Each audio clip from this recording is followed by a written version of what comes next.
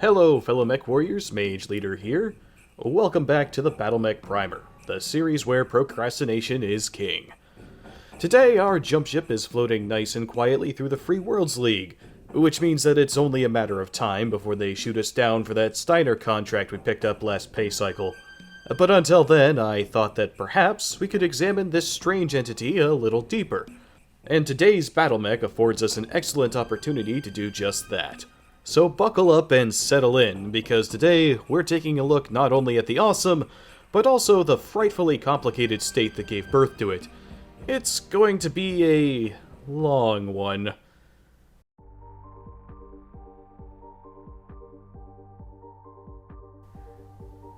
The Awesome is a battlemech that we're all familiar with. It's a reliable heavy hitter that has seen little in the way of changes over the centuries, largely because it hasn't needed that many. It's the mech loaded with PPCs, the old reliable of the inner sphere, and really, there doesn't seem to be much to discuss beyond that. However, there is a quiet, slumbering genius at the heart of its design that, in my opinion, makes it the perfect example for use and examining the place that produced it, the Free Worlds League. Ah, the Free Worlds League, perhaps the only state in the inner sphere that even the shitposters can't seem to summarize. It's a place that doesn't fit into a nice, neat little comedy box that you can cram into a single meme. We all know the ones I'm talking about. Steiner is the space Germans with the assault mechs, Kirita is Japan after the third nuke and removal of anime, Davion is the Franco-British goody two-shoes, Liao is the ancient Terran CCP on crack, the Taurians are Texans with nukes, and the FRR is Sweden with a nasty case of Polanditis, but the Free Worlds League? Well, many people have tried to be similarly reductive. They call it Space America, the Holy Roman Empire, or even Spain, but none of these labels truly fit. One could say that Merrick is the only place in the inner sphere that has no ancient Terran analog. It is wholly unique in a way that the other successor states aren't, and when you take a look at their history, that's hardly surprising. They are, after all, the oldest of all the great houses. Hell, they predate the very idea of a great house. You could even make the case that they aren't actually a house at all. So what exactly are they? Well, it's complicated. The FWL began, as its name implies, as a league of free worlds. Free from what? From Terra. That's right, their origins date back to humanity's first tottering steps away from our homeworld, and this is largely where the comparison to ancient America comes from. It began with an independence movement, and the government that they formed was one of checks and balances, of tempered power and protected rights. It is a representative style of government, one in which a parliament held the power. Unlike other successor states, the Free Worlds League isn't ruled by a single noble family. We often call them House Merrick for the sake of brevity, and I'll come back to them, but there are actually several noble families within the FWL, each with an equal degree of importance and influence in their government. They are nowhere near as homogeneous as their neighbors, and their planets encompass the widest variety of cultures that can be found in the inner sphere. Customs and traditions that harken all the way back to ancient Terra can be found there, and hidden away in the backwaters are groups of people that seem almost like living time capsules. This is because the Free Worlds League began as a natural expansion of humanity. The first settlers didn't leave Terra with the intention of creating a big, beefy state in the far reaches of space. They were simply Terran colonists, and their loyalties were to their homelands rather than to a single ruling family. They formed pockets out in the void, naturally gathering around those who were like themselves, and the melting pot that resulted was more complex and confusing than your average Tolstoy novel. There was, at first, nothing to unify these people. Then an idea swept through the worlds like wildfire, a relic from a bygone era of human history. The FWL became obsessed with liberty, equality, and fraternity. This desire for freedom rests at the heart of the Free Worlds League. It is the glue that holds all these disparate cultures together, and it is also the concept that needs to be grasped before one can fully understand what makes a Merrick, and by extension what created the Awesome, as the two are inextricably linked.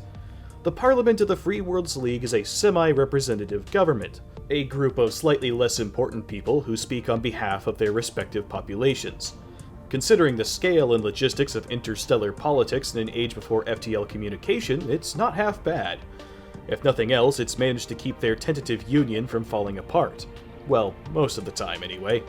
Left to its own devices, the Parliament is surprisingly stable, given the incessant memery about their infighting. It's typically not differences between the smaller states that cause conflict within the League. Such disagreements typically result from ambitious nobles getting too big for their britches. Every now and again, somebody decides that they should be the ones in charge, but these uprisings are typically brief and barely warrant a footnote in Merrick history. After all, the lion's share of power rests with Parliament, not any one man or woman, and the average League citizen understands the dangers of monarchy. It is exceedingly rare to find a person in Merrick space who thinks throwing it all in with an ambitious lunatic is a good idea. After all, they've had a nice view of the rest of the Inner Sphere for centuries, which often serves as a great blueprint for how not to run things. Typically, folks are happy to sit back and let their more delegated government handle things, since it's more or less worked for most of their history. There's an ancient Terran proverb that rather eloquently sums up a Leaguer's mentality. If it ain't broke, don't fix it. Parliament is in charge of the coffers of the Free Worlds League, which is what makes them so powerful. They set trade regulations, collect the taxes, and no one gets to raise or fund any armies without their support. Thus, it is incredibly important that they are kept happy, a task that is best accomplished by ensuring that their needs are met and that their yearly vacations to Canopus are paid for.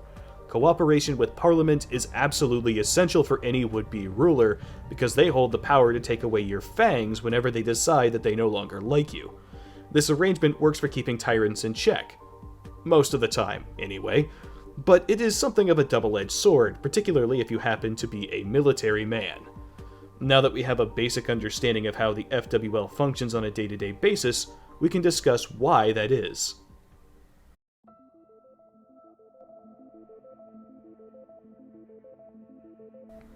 League politics are an incredibly convoluted and, often, dangerous series of affairs, but no seat is more coveted or deadly than that of the Captain General, otherwise known as the Merrick.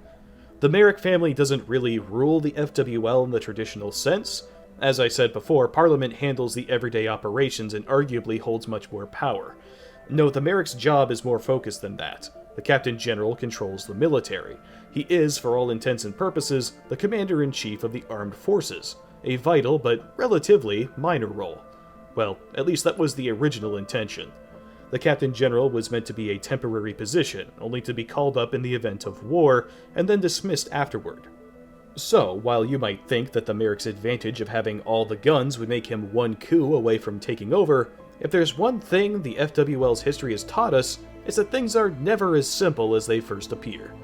The Merrick commands the military, but he can't raise one on his own. Only Parliament can do that. He can send troops wherever he pleases, but if Parliament doesn't approve of the way he runs things, they can simply deny him vital supplies. He wields great authority, but he is checked at every turn until the war ends and he calmly, quietly, and peacefully steps down. In theory. In practice, the Captain Generals of old didn't much care for the idea of only holding power temporarily, and so loopholes were found and exploited. A few Merricks learned that if your troops did well enough to convince Parliament that you're winning, but not so well that you ever actually won, you could retain your position almost indefinitely. This, as I'm sure you can imagine, is very difficult to pull off, and wrestling with Parliament is far from the Captain General's only challenge. There's also internal threats, because if you thought sibling rivalries were bad enough, try throwing prestigious military command into the mix. Merricks have challenged one another many times throughout the years, in many ways, including, but not limited to outright civil war, at least one sword fight to the death, and even an assassination involving a midget. No, I'm not making that last one up. There was a dwarf by the name of Haji Mohammed Kimbrough, and he was the official food taster for Geraldine Merrick. Yes, the Merricks are paranoid enough to use food tasters like in the medieval period, and yes, it is actually warranted. Kimbrough poisoned himself with arsenic, making it appear as though he'd saved Geraldine's life, earning him a medal, a special seat of honor, and a generous retirement package. He took a year's vacation, then humbly returned to duty, which was taken as a sign of true loyalty. 3 weeks later, he put crushed glass in Geraldine Merrick's food and ran away, leaving her dead from one of the most dedicated acts of betrayal in human history. The kicker? Kimbrough got away with it. He disappeared and no one ever saw him again. So yeah, being the Merrick, or even a potential candidate for being the Merrick, is a very hazardous thing. Why is all of this relevant? Well, to put it simply, the powers that be in Merrick's military are always looking for ways to get around the limitations that have been placed upon them. and I think that to fully appreciate the thinking behind the Awesome, you first need to understand the world that birthed it. The Captain General doesn't design mechs, but he does request them to be built with certain things in mind, and that mindset, at last, brings us to the Battlemech itself.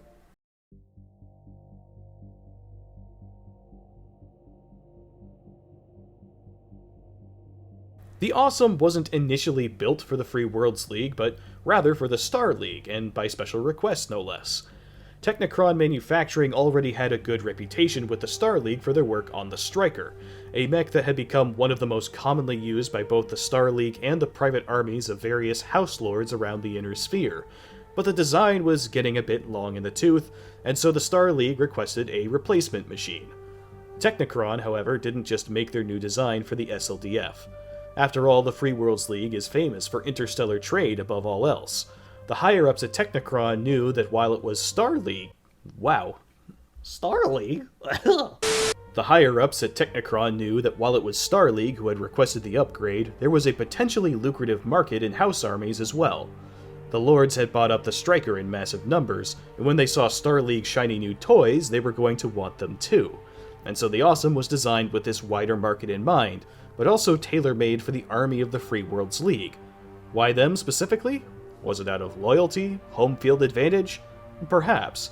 But there's also another possible reason. Around this time, tensions had been brewing within the League. An economic crisis had begun to sow the seeds of discontent. The Magistracy of Canopus had thrust itself into a bunch of markets where the FWL had long enjoyed a virtual monopoly, and the resulting competition caused a great many problems for the average working man and woman.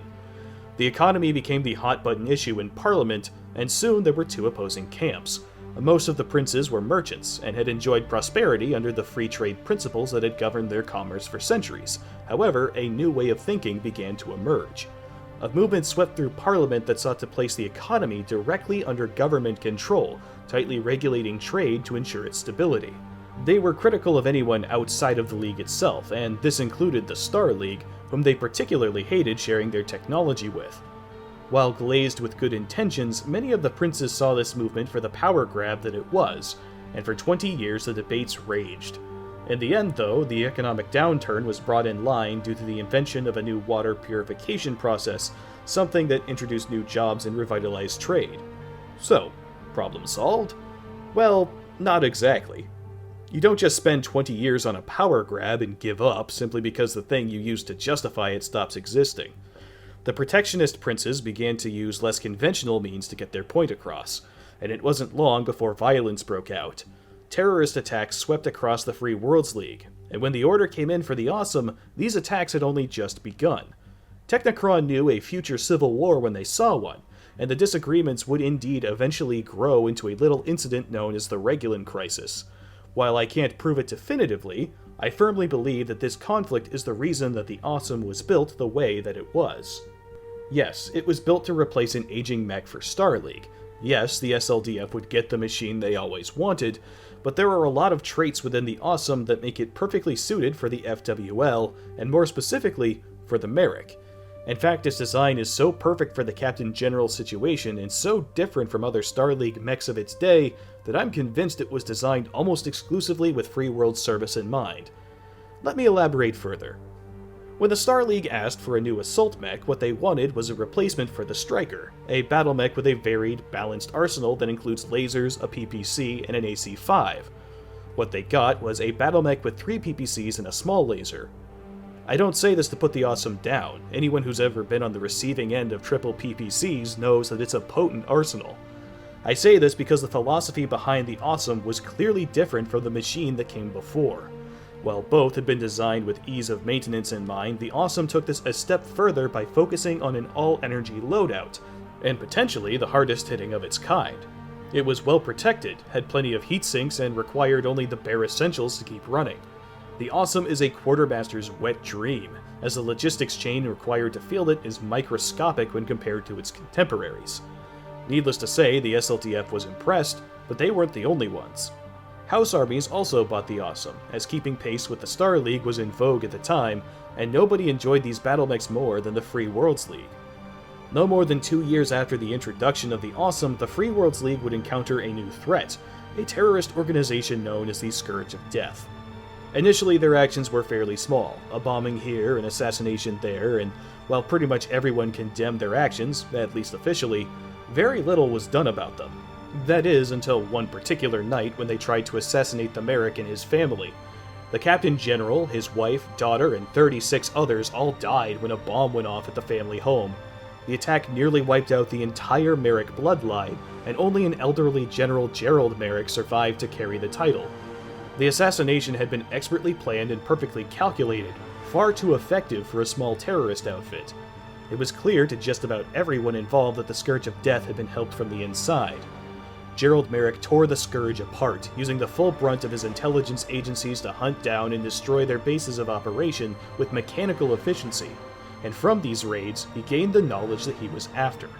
The terrorists had indeed had help, and their intelligence, not to mention a lot of their funding, had come from House Salaj in the Principality of Regulus. Salaj had been a thorn in the side of the Merrick dynasty for a very long time. They were also staunch protectionists, and this attempt at wiping out the Merricks once and for all was the boldest act of sedition in Merrick history. And if you know Merrick history, you know that that's saying a lot. What followed was a brief but fiery civil war, one in which Star League was convinced not to interfere. Gerald had petitioned the First Lord to leave the fighting to him, and thanks to his diplomatic skills, the terms were agreed upon.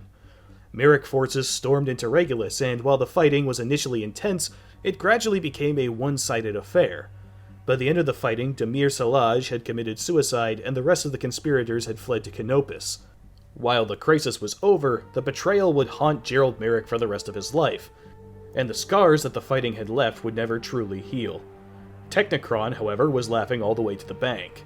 The Awesome had arrived just in time for this conflict, a brand new machine perfectly suited for the Merrick's needs. And while I again wish to emphasize that this is speculation, the historical record leads me to believe that this was always their intention. As I've already stated, the power to raise and supply the military lies not with the Captain General, but with Parliament. And disagreements between the two have frequently left their armed forces underfunded, undermanned, and underarmed.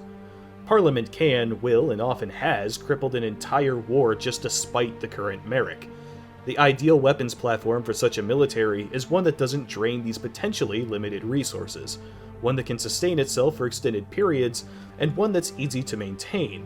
The Awesome is unrefined but incredibly powerful, and it is, like most designs that survive the Succession Wars, very easy on the logistics train. In the opinion of this amateur historian, the degree to which the Awesome's design suits the Free Worlds League and the political climate at the time of its conception is more than enough to convince me that it was always intended to be the armored fist of the FWL. Whether or not that's the case, it's a job that it's performed incredibly well for 500 years.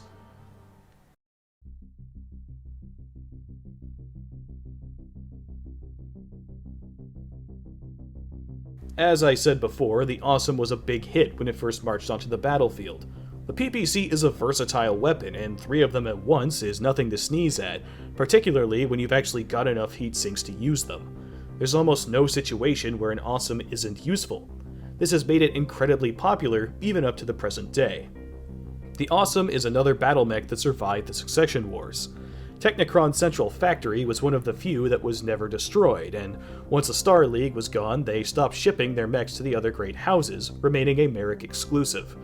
They produced the machines throughout the Succession Wars more or less non-stop, which was very good for the Captain Generals, as they were granted more freedom to utilize the mechs thanks to a certain piece of controversial legislation.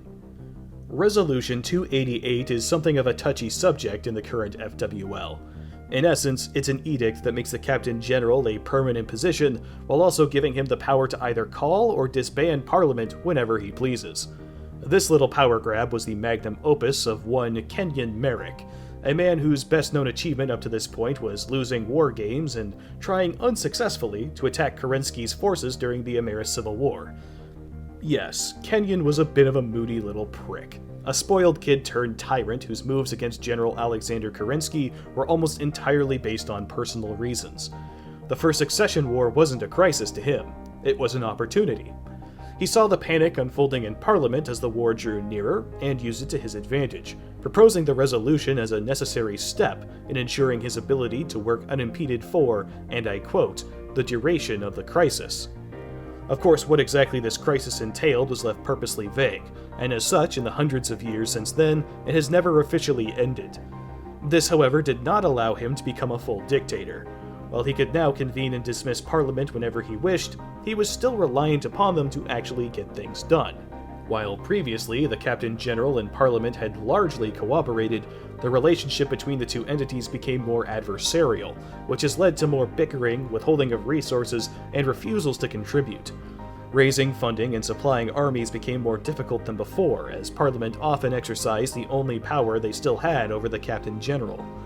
One would expect such a thing to irreparably weaken the Free Worlds League, but surprisingly, this isn't really the case. The FWL has adapted to this way of life, as has their military. Merrick forces are more self-sufficient than many other such armies in the Inner Sphere, and they are by no means ill-equipped. Their gear is built to last, and on those rare occasions where Parliament and Merrick cooperate with one another, their mercantile supremacy allows them to outfit their troops with the best that money can buy. These spats of discontent are planned for in advance, and as such, they don't have an immediate negative impact on the fighting capacity of the common soldier. A withdrawal of support is more of a warning than a crisis. The Awesome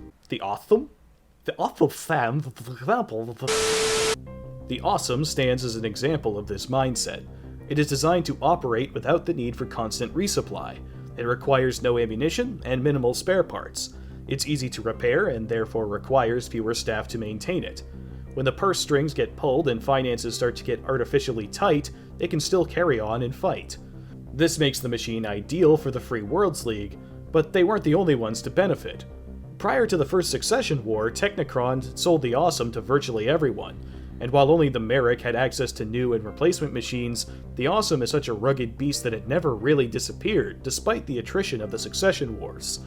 The Awesome has served in virtually every military in the Inner Sphere, and to this day it remains one of the most commonly fielded. It's been upgraded, of course, but beyond double heatsinks and ERPPCs, little has actually changed in its design. Simply put, it isn't broken, and so it hasn't been fixed. From the periphery to the clan occupation zones, the Awesome carries on. It is beautiful in its simplicity, one of the most straightforward Battlemechs ever built, and yet it can do so many different things.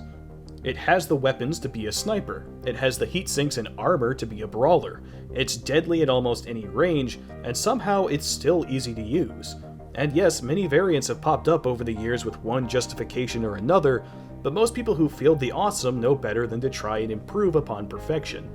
It's been used by everyone from low-level militia grunts to royalty. To give you an idea of just how good it is, when the first Somerset Strikers were getting new experimental prototypes to try and fight back against the clans, they were given a few different machines.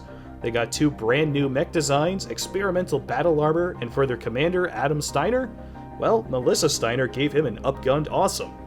That's right, in the midst of all this fancy new tech designed to punch holes in overpowered Gary stews from deep space, the most potent weapon in their arsenal was a mech built 4 centuries ago with some better shooty bits strapped to it.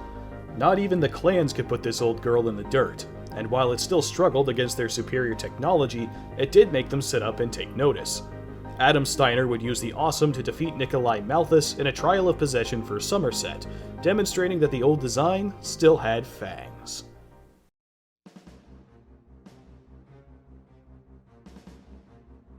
There's not really a whole lot to say about the Awesome itself. It's basic and straightforward, and the concepts that make it great are things that I've discussed about other Battlemechs in greater detail. There are certain common threads that make a mech stand the test of time, and the Awesome shares all of these. While the Battlemech itself is fantastic, what makes it stand out from the other long-lived designs isn't its simple but powerful arsenal, its reliance on ammo-free weapons, or even its ease of maintenance. It's the crazy set of worlds and circumstances that led it to have those qualities in the first place. Technocron set out to make a machine that was perfect for Merrick, and in so doing built one that could survive the ravages of time and the attrition of endless warfare. It carries the DNA of the Free Worlds League in its very myomer, and in that way a little bit of these freedom-loving nutjobs has taken hold in every corner of the Inner Sphere.